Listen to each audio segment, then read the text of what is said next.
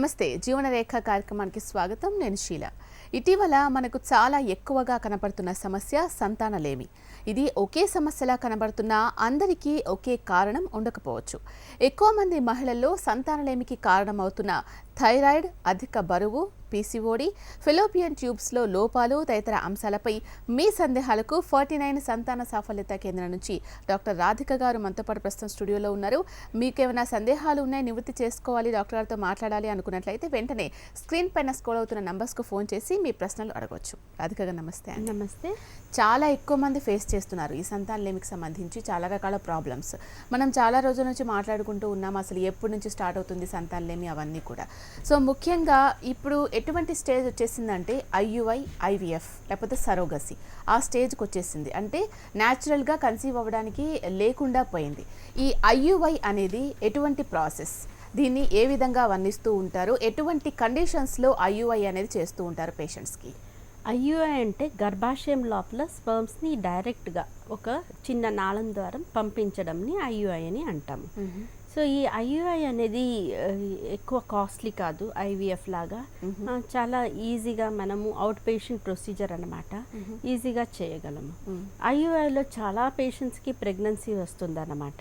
So ఎప్పుడు ఐయుఐని మనము కరెక్ట్గా ఏ పేషెంట్కి చేస్తే రిజల్ట్ బాగానే వస్తుందని ఫస్ట్ తెలుసుకోవడం చాలా ఇంపార్టెంట్ అవుతుంది. సో ఐయుఐ చేసినప్పుడు patient selection is very important అన్నమాట. సో ఎలాంటి పేషెంట్స్కి ఐయుఐ చేస్తే benefit is more than the risk అనేది కనుక్కోవడం చాలా ఇంపార్టెంట్. ఎవరికైతే న్యాచురలీ కానీ టైమ్డ్ ఇంటర్కోర్స్ అంటే ఎప్పుడైతే అండం విడుదల అవుతుందో అప్పుడు హస్బెండ్ వైఫ్ కలిసి ఉండడం, అలాంటంత ప్రాసెస్ని టైమ్డ్ ఇంటర్కోర్స్ అని అంటాము. ఆ ప్రాసెస్లో ఎవరికైతే ఇంకా 3 to 6 monthsలో 30 to 40% ఛాన్సెస్ ప్రెగ్నెన్సీ రావడం ఉందని మనకి తెలిసిపోతే వాళ్ళకి మనం ఐయుఐ సజెస్ట్ చేయము. బట్ ఇన్ కేస్ ఐయుఐ చేస్తే కనుక ఎవరికి చేస్తామంటే నార్మల్లీ స్పర్మ్ కౌంట్ చాలా తక్కువ ఉండిన వాళ్ళకి IUI will not help. For example less than 5 million ఉందనుకోండి, అలాంటి sperm count moving sperms number చూస్తాం మనమే. కదలిక స్పర్మ్స్కి ఉండిన స్పర్మ్స్ ఎంత ఉన్నాయి అని తెలుసుకుంటాం. 5 million కన్నా తక్కువ ఉందనుకోండి పర్ ఎంఎల్, అప్పుడు వాళ్ళకి ఐయుఐ చేస్తే యూజ్ ఉండదన్నమాట. మినిమం 1 to 5 million కావాలి. ఆ 1 to 5 million రేంజ్లో కాకుండా దానికన్నా తక్కువ వాళ్ళకి స్పర్మ్స్ ఉన్నాయి అనుకోండి, సో అలాంటి పేషెంట్కి మనం ఐయుఐ చేసినప్పుడు రిజల్ట్స్ రావడం పాసిబుల్ తక్కువ. వెరాజ్ ఇఫ్ ఎట్ ఆల్ వాళ్ళ కౌంట్ 10 million కన్నా ఎక్కువ ఉందనుకోండి, అలాంటి పేషెంట్స్కి ఐయుఐ చేస్తే వాళ్ళు 3 cycles at the most sometimes 6 cyclesలో ఐయుఐ చేసినప్పుడు ప్రెగ్నెన్సీతో వెళ్ళడం పాసిబుల్ ఉంటుందన్నమాట. ఈ ఐయుఐ ఏదైతే చేస్తూ ఉన్నారో ఇది చాలా మంది ప్రెగ్నెన్సీ వచ్చే అవకాశం ఉంటుందని చెప్తూ ఉన్నారు. మరి 5 million కౌంట్ స్పర్మ్ కౌంట్ ఉంటే వాళ్ళకి చాలా కష్టం అవుతుంది అని అంటున్నారు కదా. మరి మాకు ఐయుఐ ప్రాసెస్లోనే కావాలి ప్రెగ్నెన్సీ, మరి స్పర్మ్ కౌంట్ తక్కువగా ఉంది, దీన్ని ఇంక్రీజ్ చేసే అవకాశం ఉందా అని అంటే అది పాసిబుల్ అవుతుందా? సమ్ టైమ్స్ మనం ఏం చేస్తాము, ఎవరికైతే చాలా తక్కువ కౌంట్ ఉందనుకోండి, for example less than 5 million, ఈ ఐయుఐ చేసినప్పుడు మనం డైరెక్ట్గా సెమెన్ని గర్భాశయం లోపల పెట్టడం కాదు, స్పర్మ్స్ని వాష్ చేయాలి. సెమెన్లో ఏమేమి అన్వాంటెడ్ పార్టికల్స్ ఉంటాయి దానంతా తీసేసి ఓన్లీ మూవింగ్ స్పర్మ్స్ని మనం గర్భాశయంలో పెట్టాలి. సో అలాంటంత వాషింగ్ మెథడ్స్ ఏమున్నాయి, దాంతో 3 methods ఉన్నాయి. ఒకటి స్విమ్ అప్, ఇంకొకటి డెన్సిటీ గ్రేడియంట్ మెథడ్ అని. ఆ డెన్సిటీ గ్రేడియంట్ మెథడ్ యూజ్ చేసి మనం ఎప్పుడైతే సెమెన్ని వాష్ చేస్తామో అప్పుడు మనకి ఎక్కువ స్పర్మ్స్, మూవింగ్ స్పర్మ్స్ దొరకడం పాసిబుల్ ఉంటుందన్నమాట. సో అలాంటంత టెక్నిక్ చేసి లెస్ దెన్ 5 million కౌంట్ ఉండిన వాళ్ళకి మనం ప్రెగ్నెన్సీ ఛాన్సెస్ ఇంప్రూవ్ చేయడం ఛాన్సెస్ ఉంటాయి. ఇంకా కొందరికి ఒకే టైంలో 2 samples ఇవ్వండి అని చెప్తాము ఒకే రోజులో. సో అలా 2 samples ఇచ్చినప్పుడు 2 samples ఏం స్పర్మ్స్ వస్తాయి దాన్ని టుగెదర్ మిక్స్ చేసి తర్వాత దాన్ని గర్భాశయంలో పెట్టడం వల్ల వాళ్ళ ఛాన్సెస్ ఇంప్రూవ్ అవుతుంది అన్నమాట. ఓకే, ఫస్ట్ కాలర్ ఉన్నారు హైదరాబాద్ నుంచి రాధా గారు. రాధా గారు, రాధిక గారు మీ డౌట్ ఏంటో అడగండి. నాకు పీసీఓడి ఉందని చెప్పారండి. 6 months కోర్స్ వాడినా, అది తగ్గిందన్నారు. తగ్గింది 1 month ప్రెగ్నెన్సీ కోసం ట్రై చేశాను. అదే ఎగ్ గ్రోత్ పెరగడానికి ఇంజెక్షన్ ఇచ్చారు. గ్రోత్ పెరిగింది, అండర్ ఎగ్ రిలీజ్ అయింది, కానీ అది కన్సీవ్ రావట్లేదు 2 months నుంచి. ప్రాబ్లం ఏమంటారు మరి? పిసిఓడి అయితే మొత్తం తగ్గింది. నార్మల్లీ పీరియడ్స్ కరెక్ట్గా ఉండి వాళ్ళు ప్రెగ్నెన్సీ కోసం ట్రై చేస్తూ ఉంటారు. వాళ్ళకి normally every month pregnancy chances only 20 to 25% అన్నమాట. ఎవరికైతే అండాశయంలో అండం పెరగడం లేదు, విడుదల అవ్వడం లేదు, వాళ్ళకి ప్రెగ్నెన్సీ ఛాన్సెస్ ఎవ్రీ మంత్ చాలా తక్కువ ఉంటుంది, అంటే లెస్ దెన్ 5% ఉంటుంది అనుకుంటా. సో ఇన్ కేస్ మనము అండాశయంలో అండం పెరగడానికి మెడిసిన్స్ ఇస్తాము, అండం పెరిగింది, విడుదల అయిందనుకోండి, అప్పుడు వాళ్ళ హస్బెండ్ కౌంట్ బాగానే ఉండి వాళ్ళు ట్రై చేస్తారనుకోండి ప్రెగ్నెన్సీ కోసం, అప్పుడు న్యాచురల్గానే ఎవరికైతే ప్రెగ్నెన్సీ రావడానికి 20-25% ఛాన్స్ ఉంటుందో అంతేనే వాళ్ళకి ఛాన్స్ ఉంటుంది. సో ఎవ్రీ మంత్ అండం విడుదల అయిందంటే ప్రెగ్నెన్సీ వస్తుందని కాదు. ఓకే. ప్రెగ్నెన్సీ రావడానికి sufficient period of time try చేస్తూ ఉండాలి, అప్పుడు ప్రెగ్నెన్సీ రావడం పాసిబుల్ అవుతుంది. సో వెంటనే ప్రెగ్నెన్సీ రాలేదని డిసప్పాయింట్ అయ్యి ట్రీట్మెంట్ స్టాప్ చేసినప్పుడు, రిపీట్ ఇలాంటంత ట్రీట్మెంట్ రిపీట్ స్టార్ట్ చేసినప్పుడు ఇంకా ఎక్కువ టైం అవుతుందన్నమాట ప్రెగ్నెన్సీ రావడానికి. సో ఇప్పుడే మనం స్టార్ట్ చేసాం, దాన్ని కరెక్ట్గా కంటిన్యూ చేస్తూ ఉండి మంచి ఫర్టిలిటీ స్పెషలిస్ట్ దగ్గర వెళ్ళి ఒపీనియన్ తీసుకోవడం అంతా చేస్తే గనక ప్రెగ్నెన్సీ రావడం పాసిబుల్ ఉంటుందండి. ఓకే. ఈ ఐయుఐ అనేది ఎటువంటి పేషెంట్స్కి, అంటే ఎటువంటి ప్రాబ్లమ్స్ ఉన్న పేషెంట్స్కి ఐయుఐ సజెస్ట్ చేస్తారు? సో ఇప్పుడు ఇవాళ రేపు ఏమంటే నార్మలీ ఇంకా మెడికల్ డిజార్డర్స్లో, సర్జికల్ డిజార్డర్స్లో మనం ప్రాబ్లం ఎవరైతే ఏమైనా ప్రాబ్లంతో మన దగ్గర వస్తే దానికి ఏంటి రీజన్ అని కనుక్కొని దాన్ని ట్రీట్ చేస్తూ ఉంటాము. బట్ ఇన్ ఇన్ఫర్టిలిటీ అలా కాదు. ఇన్ కేస్ స్పర్మ్ ఫ్యాక్టర్ తక్కువ ఉందనుకోండి, స్పర్మ్ ఎందుకు తక్కువ అయింది నంబర్ అని కనుక్కోవడానికి చాలా టెస్ట్ ఉన్నాయి, దాన్ని ట్రీట్ చేసుకోవడం స్టార్ట్ చేయగలం. But at the same time దానివల్ల ప్రెగ్నెన్సీ వస్తుందని మనం అనుకోవడం కరెక్ట్ కాదు. సో మనం ఐయుఐ లాంటి ప్రాసెస్ని వాళ్ళకి సజెస్ట్ చేస్తూ ఉంటాము. Same time treating the cause as well as doing intrauterine insemination is helpful అనమాట. సో స్పర్మ్ కౌంట్ ఎవరికైతే తక్కువ ఉంటుంది వాళ్ళకి, ఇన్ కేస్ ఇన్ లేడీస్ మనము ఎవరికైతే అండం విడుదల అవ్వడం లేవో కరెక్ట్ టైంలో, వాళ్ళకి అండాశయంలో అండం పెరిగినప్పుడు విడుదల అయిన రోజు in case husband sperm count తక్కువ అయితే గనక అప్పుడు వాళ్ళకి ఐయుఐ లాంటి సజెస్ట్ చేసినప్పుడు ప్రెగ్నెన్సీ ఛాన్సెస్ ఎక్కువ ఉంటుందన్నమాట. ఓకే. ఓకే. నెక్స్ట్ కాలర్ ఉన్నారు రాజమండ్రి నుంచి ఉమా గారు. ఉమా గారు, డాక్టర్ గారికి మీ ప్రాబ్లం ఏంటో చెప్పండి.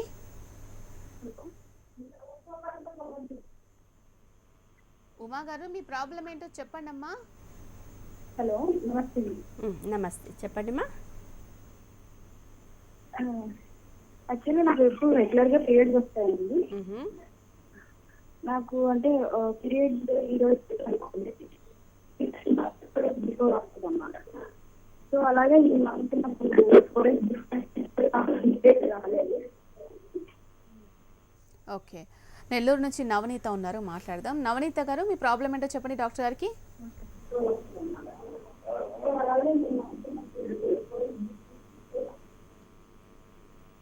హలో, చెప్పండి అమ్మా. నవనీత గారు చెప్పండి, ఫోన్లో మీ డౌట్ టీవీ వాల్యూమ్ తగ్గించి మీ డౌట్ చెప్పండి డాక్టర్ గారికి. మేడం ఇప్పుడు మేము చెక్ చేయించుకున్నాము. ఓకే. హలో, చెప్పండి మేడం. సార్ అక్కడ చెప్పారు, డాక్టర్లు చెప్పారు ఐవీఎఫ్ ట్రీట్మెంట్ తీసుకుంటే బాగుండు అని. దాని సక్సెస్ రేట్ అంతా ఎలా అనేసి అని మాకు కొంచెం డౌట్ గా ఉంది, అందుకు మేడం గారితో మాట్లాడాలా. ఓకే. ఇప్పుడు ఐవీఎఫ్ సక్సెస్ రేట్స్ ఇవాళ రేపు చాలా ఎక్కువ అవుతుంది అనమాట. ఐయుఐలో ప్రెగ్నెన్సీ రేట్స్ ఇప్పుడు ఇంకా ముందు కంపేర్ చేసినప్పుడు చాలా ఎక్కువ డిఫరెన్సెస్ లేవు. బట్ ఐవీఎఫ్ అలా కాదు, చాలా అడ్వాన్సెస్ వచ్చాయి. కాబట్టి ఎవరికైతే ఐవీఎఫ్ చేస్తేనే ప్రెగ్నెన్సీ రావడం పాసిబుల్ ఉంటుంది అని తెలిసిపోతే వాళ్ళకి ఐవీఎఫ్లోనే ప్రెగ్నెన్సీ రావడం పాసిబిలిటీస్ చాలా ఎక్కువ ఉంటాయి. నార్మలీ 50 to 60% ఛాన్సెస్ ప్రెగ్నెన్సీ ఉన్నాయన్నమాట. నేను చెప్పినట్టు న్యాచురలీ ట్రై చేస్తే 20 to 25% ఉంటుంది. But IVF pregnancy rates are as high as 50%. So అది మంచిగా కరెక్ట్గా చేసినప్పుడు ఎగ్ క్వాలిటీ బాగుందనుకోండి, స్పర్మ్ క్వాలిటీ బాగుందనుకోండి, ట్యూబల్ బ్లాక్ కోసమే చేశారనుకోండి, ఇంకా ఏమీ ప్రాబ్లమ్స్ లేవనుకోండి, గర్భాశయంలో లైనింగ్ అంతా బాగా వస్తుందనుకోండి, ప్రొసీజర్ కరెక్ట్ ల్యాబ్లో కరెక్ట్గానే చేశారనుకోండి, అంతా 50 to 60% only pregnancy chances are there. ఆ 50 to 60% అనేది గుడ్ ఛాన్స్. దాన్ని తీసుకుంటేనే ప్రెగ్నెన్సీ పాసిబుల్ ఉంటుందని అనుకుంటే ఎవ్రీ టైం ఒక్క సైకిల్లో కాలేదంటే ఇంకా సెకండ్ సైకిల్ అట్లీస్ట్ ప్రెగ్నెన్సీ రావడం పాసిబిలిటీస్ ఉంటాయి అన్నమాట. ఓకే, నెక్స్ట్ హైదరాబాద్ నుంచి అనిత ఉన్నారు. అనిత గారు డాక్టర్ గారితో మాట్లాడండి. అనిత గారు డాక్టర్ గారితో మాట్లాడండి. Hello madam. చెప్పండి మా. నాకు ఫస్ట్ ఒక బాబు ఉన్నాడు మేడం. బాబుకి 4 years, నెక్స్ట్ ప్రెగ్నెన్సీ రావట్లేదు అని చెప్పి చేసిన మేడం. సో ఇప్పుడు మీకు ఏజ్ ఏంటి అని కనుక్కోవాలి ఫస్ట్. ముందు చిన్న ఏజ్లో ఫస్ట్ ప్రెగ్నెన్సీ వచ్చి ఇప్పుడు సెకండ్ ఏజ్ మీరు ఆల్రెడీ 35 and above అయితే గనక అండాశయంలో అండం నంబర్ తక్కువ ఉండడం వల్ల ప్రెగ్నెన్సీ రాలేకపోవచ్చు. సెకండ్ రీజన్ ఏంటంటే ఎవరికైతే ఫస్ట్ ప్రెగ్నెన్సీ వచ్చి సెకండ్ ప్రెగ్నెన్సీ రాలేకపోతే వాళ్ళని మనం తెలుసుకోవడం, వాళ్ళతో ట్యూబ్ ఓపెన్ ఉందా లేదా అని, ఫెలోపియన్ ట్యూబ్ టెస్ట్ ఓపెన్ ఉందా లేదా అని తెలుసుకోవడానికి ఒక సింపుల్ టెస్ట్ ఉంది. దాన్ని సోనోహిస్ట్రోగ్రామ్ అని అంటాం మనము. గర్భాశయంలో వాటర్ పెట్టి గర్భాశయంలో పెట్టిన వాటర్ ట్యూబ్తో అండాశయం మీద పడుతుందా అని కనుక్కోవడానికి అది సోనోహిస్ట్రోగ్రామ్ అని అంటాం మనం. అలాంటంత టెస్ట్ చేసి చూసుకుంటే కొందరికి ఆ టెస్ట్ చేసినప్పుడు ట్యూబ్లో ఏమేమి చిన్న బ్లాక్స్ ఉంటాయి దాన్ని అంతా క్లియర్ అయ్యి ప్రెగ్నెన్సీ న్యాచురల్గానే రావడం పాసిబిలిటీస్ ఉంటాయి. సో మనం ఫస్ట్ స్కాన్ చేసి గర్భాశయంని అండాశయంని చూసుకొని ఏదైనా ఆబ్వియస్ ప్రాబ్లం ఉందని కనుక్కొని తర్వాత మీ అండాశయంలో అండం నంబర్ అంతా కనుక్కొని తర్వాత మనము ట్యూబ్ టెస్ట్ చేస్తే మీకు బెనిఫిట్ ఉందా అని కనుక్కోవడం జరుగుతుందన్నమాట. ఓకే, నెక్స్ట్ బెంగళూరు నుంచి సుధా ఉన్నారు. సుధా గారు డాక్టర్ గారితో మాట్లాడండి. చెప్పండి. హలో చెప్పండి మా. మేడం, మేము బెంగళూరు నుంచి మాట్లాడుతాండమ్మా.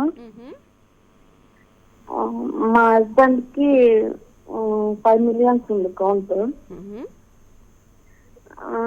నాకు ఆల్మోస్ట్ 10 years అయ్యి మాకు మ్యారేజ్ అయ్యి. చెక్ చేపిస్తే నాకంతా బాగానే ఉంది అని చెప్పారు. మా హస్బెండ్ కి కౌంట్ తక్కువ ఉంది అని చెప్పారు. తర్వాత ఐజాప్ ట్రై చేయండి అని నేను చెప్పారు డాక్టర్. ఐజాప్ ట్రై చేస్తే ఫైనల్ మూమెంట్ లో చెక్ చేస్తే నాకు లిప్స్ అనేది లేదు అని చెప్పేశారు. అంతా బాగుంది అని చెప్పారు. లాస్ట్ లో అని చెప్పారు. అది ఎలా సాధ్యం? సో వాళ్ళకి యాక్చువల్లీ తెలిసిన విషయం వాళ్ళ హస్బెండ్ స్పర్మ్ కౌంట్ లేవని, బట్ అల్టిమేట్లీ వాళ్ళకి ఎగ్స్ లేవని తెలిసిపోయింది అన్నమాట. సో ఇలాంటంత సిచ్యువేషన్స్ చాలా జరుగుతుంటుంది. అండం ఉన్నాయి, పీరియడ్స్ కరెక్ట్గా వస్తాయి కాబట్టి రావడం పాసిబుల్ ఉందని అనుకుంటూ ఉంటాం మనము. బట్ కొందరికి అండాశయంలో అండం ఉన్నాయి అనే ఒక ఇంప్రెషన్ ఉంటుంది. బట్ తర్వాత అండం విడుదల కన్నా ముందు మనము అండాశయం నుండి అండంని ఆస్పిరేట్ చేయడానికి ఊసైడ్ పికప్ అని ప్రొసీజర్ చేసినప్పుడు అండం లేవు అని తెలుసుకోవడం సమ్ టైమ్స్ ఉంటుందన్నమాట.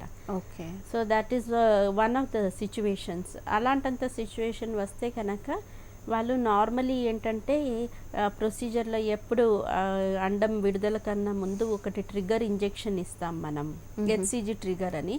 ఆ హెచ్సిజీ ట్రిగ్గర్ ఇచ్చిన తర్వాత ఆ హెచ్సిజీ వర్క్ అయిందా లేదా అండాశయం మీద అని కనుక్కోవడానికి అండం పికప్ చేయడానికి ఏ రోజు వాళ్ళు వస్తారో ఆ రోజు ఒకటి యూరిన్ ప్రెగ్నెన్సీ టెస్ట్ ఒకటి చేసి చూసుకుంటాం మనం.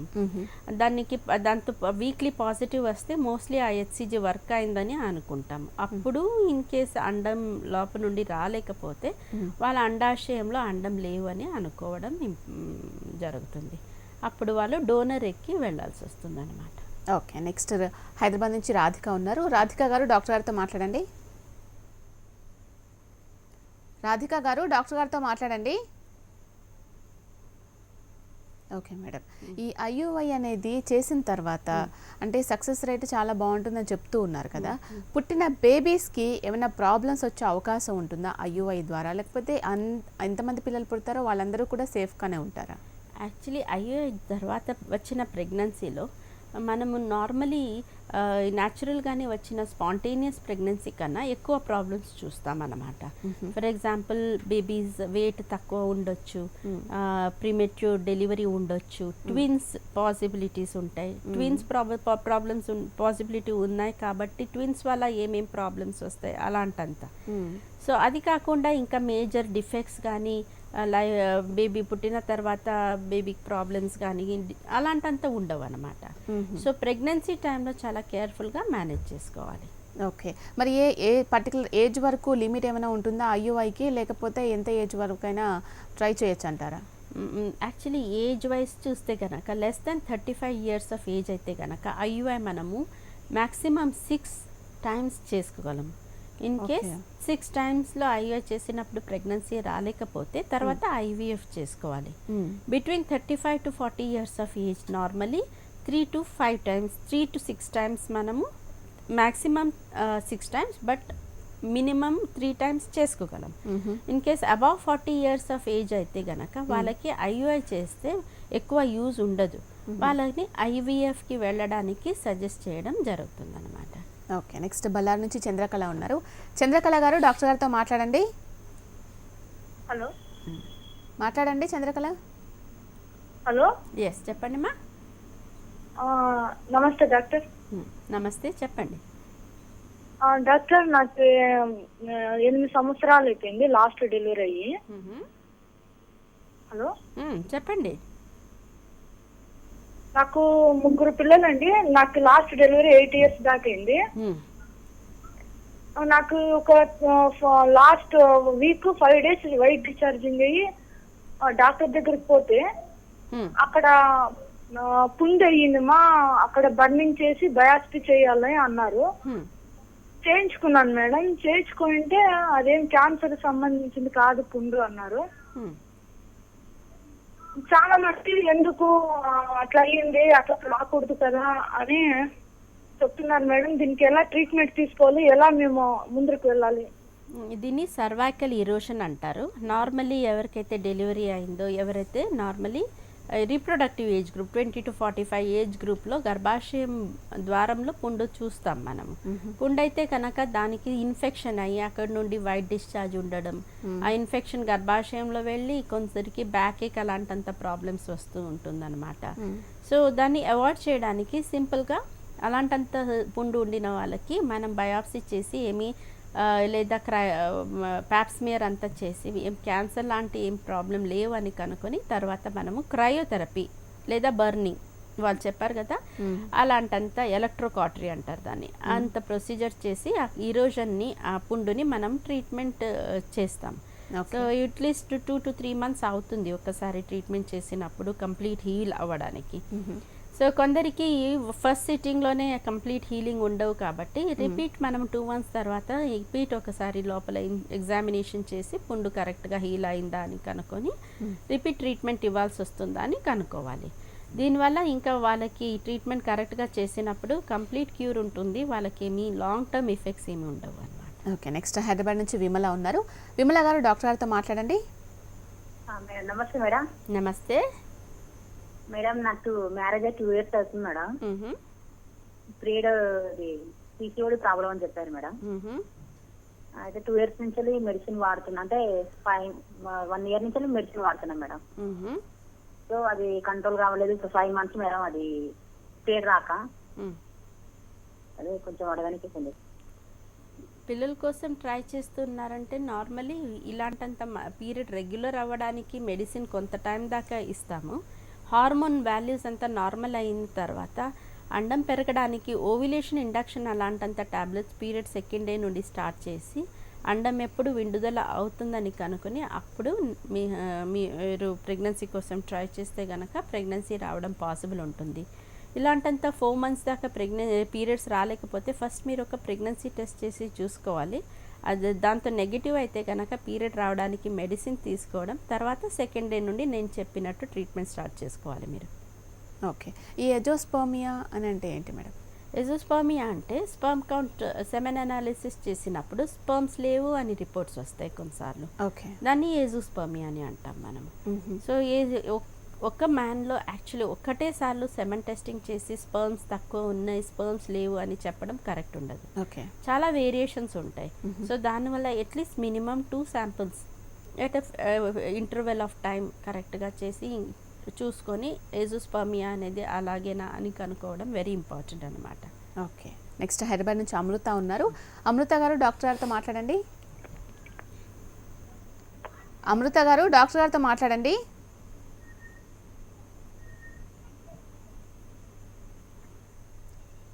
ఓకే, కాల్ కట్ అయింది మేడం.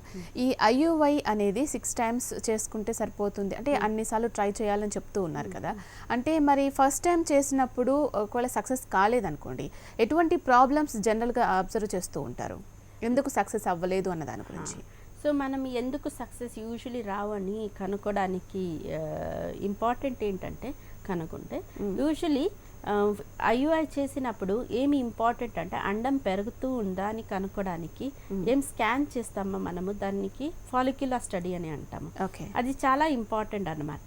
దాన్ని యాక్చువల్లీ ట్రీటింగ్ గైనకాలజిస్ట్ వాళ్ళే చేసేయాలి. వాళ్ళు చేసినప్పుడు కరెక్ట్గా తెలుసుకోవడం పాసిబుల్ అవుతుంది. Another person doing the scan usually normally మనకి ట్రీట్మెంట్ కరెక్ట్గా పర్ఫెక్ట్గా రాదు.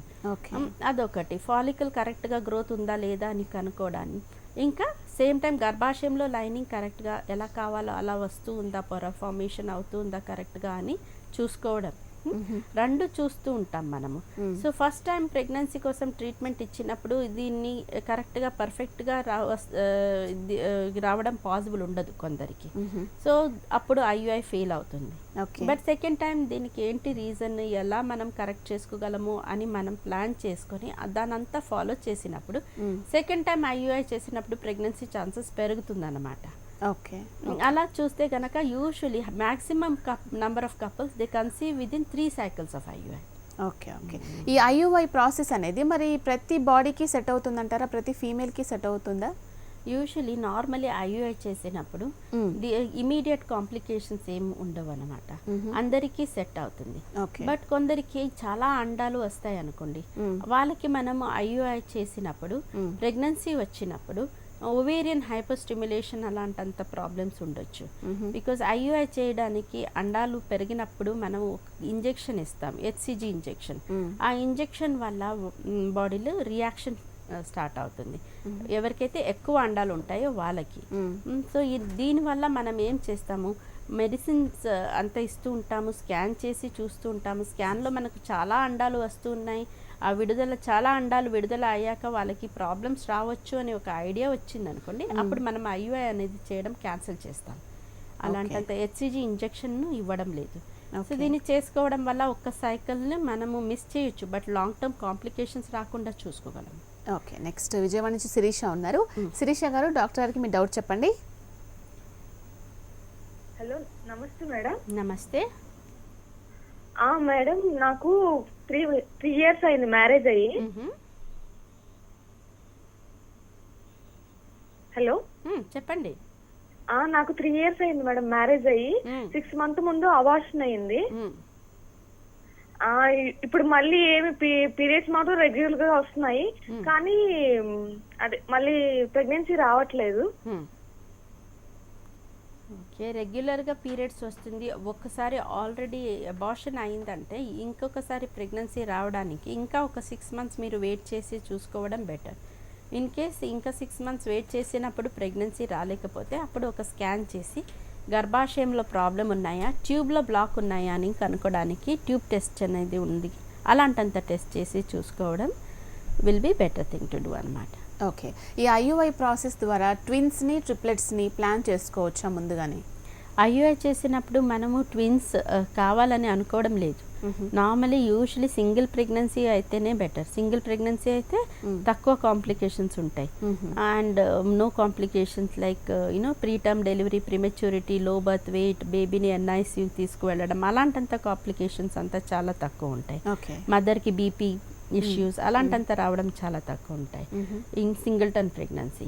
So but in IUI multiple pregnancy chances చాలా ఉంటాయి, ఎందుకంటే మనం ఇప్పుడు ఐయుఐ చేసేయడం అంటే అలాగే న్యాచురల్ సైకిల్ ఐయుఐ చేయడం లేదు, ఇంజెక్షన్స్ అంతా ఇస్తూ ఉంటాం కాబట్టి ఎక్కువ అండాలు వచ్చే ఛాన్సెస్ ఉంటాయి. ఎక్కువ అండాలు ఉన్నాయి కాబట్టి రిలీజ్ అయినప్పుడు ఎక్కువ ప్రెగ్నెన్సీస్ ఎస్టాబ్లిష్ అవుతుంది. సో డబుల్ ప్రెగ్నెన్సీ దాకా ఓకే. మోర్ దెన్ 2 ప్రెగ్నెన్సీస్ అయితే కనుక చాలా ప్రాబ్లమ్స్ వస్తాయి కాబట్టి at about 12 weeks of pregnancy one of the బేబీస్ని మనం రెడ్యూస్ చేయగలము. రెడ్యూస్ చేసి ట్విన్స్ చేసుకోగలము. ఓకే, నెక్స్ట్ కమల ఉన్నారు లక్నో నుంచి. కమల గారు, డాక్టర్ గారికి మీ డౌట్ ఏంటో చెప్పండి క్లియర్గా. ఓకే, నమస్తే మ్యామ్. చెప్పండి. హలో, చెప్పండి నమస్తే మ్యామ్. నా పేరు కమల. చెప్పండి కమల. కమల, మీ డౌట్ చెప్పండి. ఓకే, కాల్ కట్ అయింది మేడం. ఈ ట్రిప్లెట్స్ ఇవి ప్లాన్ చేసుకోవడానికి తర్వాత అంటే అంతా ఓకే అనుకుంటే చేసుకోవచ్చు అన్నట్టు చెప్తూ ఉన్నారు కదా.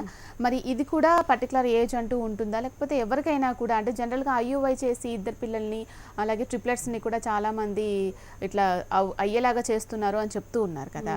దాంట్లో ఎటువంటి కాంప్లికేషన్స్ ఎక్కువగా చూస్తూ ఉంటాము? అలాగే ఈ థైరాయిడ్, బీపీ, షుగరు వీళ్ళందరిలో కూడా ఇదే ట్రీట్మెంట్ ఫాలో అవుతూ ఉంటారా? స్పెషల్ ట్రీట్మెంట్ ఉంటుందా ఐయుఐకి?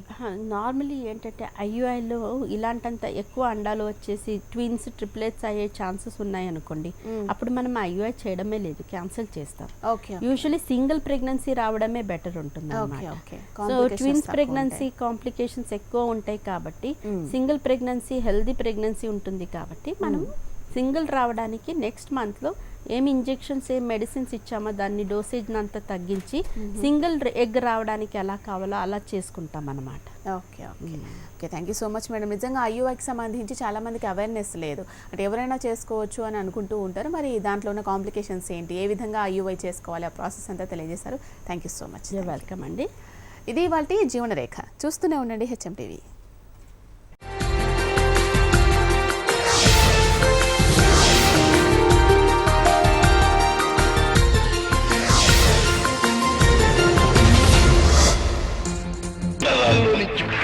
ఒక్క మాట కదిలి